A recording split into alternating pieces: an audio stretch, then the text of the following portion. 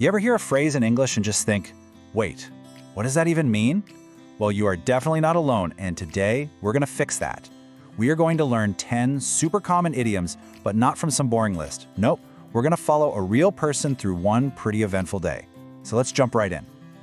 Yeah, exactly. When somebody says, let's break the ice, they're not about to pull out a pickaxe, right?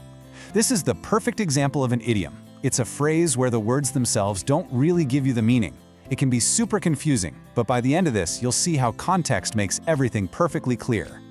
And this is how we're going to do it. Let's meet Sarah. It's her very first day at a new marketing job, and we're going to be a fly on the wall following her from that nervous morning coffee all the way to the end of a very challenging day. Her story is going to be our guide. Okay, so let's set the scene.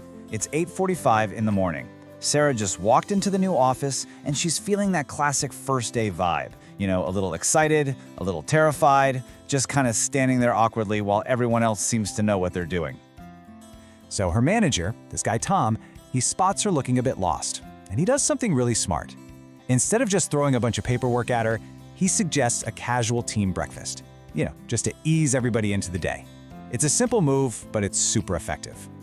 And this is what he says. He calls out to the team, "Let me break the ice here." Then, once they're all grabbing coffee and pastries, he says, "All right, everyone, let's get the ball rolling." And just like that, boom, 2 idioms right off the bat. Okay, so let's unpack that first one. To break the ice just means to get things started in a social situation that might be a little stiff or awkward. Tom totally nailed it. He used it to make Sarah feel welcome and a part of the team, not just the new person standing in the corner.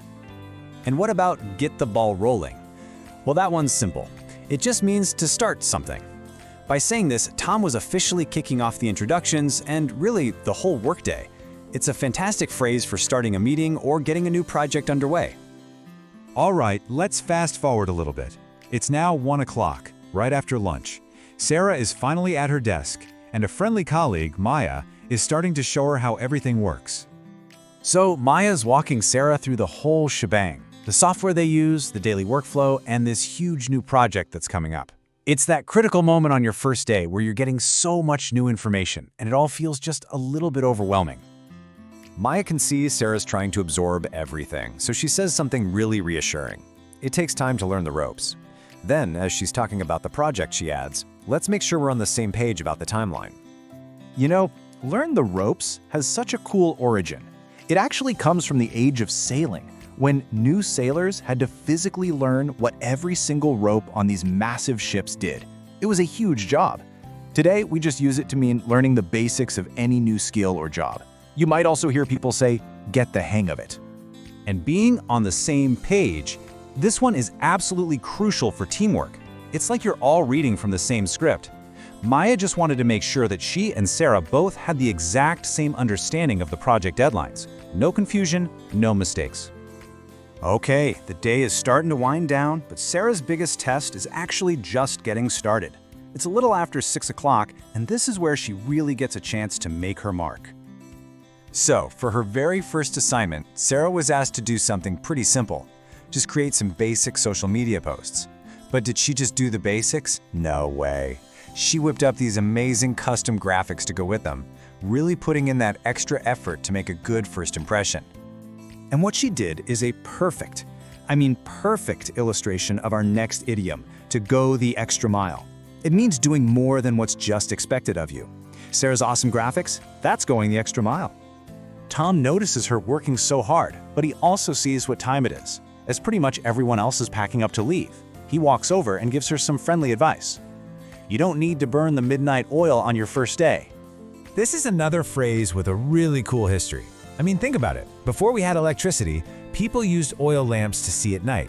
So if you were up working or studying late, you were literally burning oil past midnight. Today, it just means working way too late. But just as she's getting ready to pack up, the day takes a turn. A small crisis hits. An urgent email from a client lands in her inbox, and they need changes like right now. And you can imagine she starts to feel that little knot of panic in her stomach. But her team is right there with her.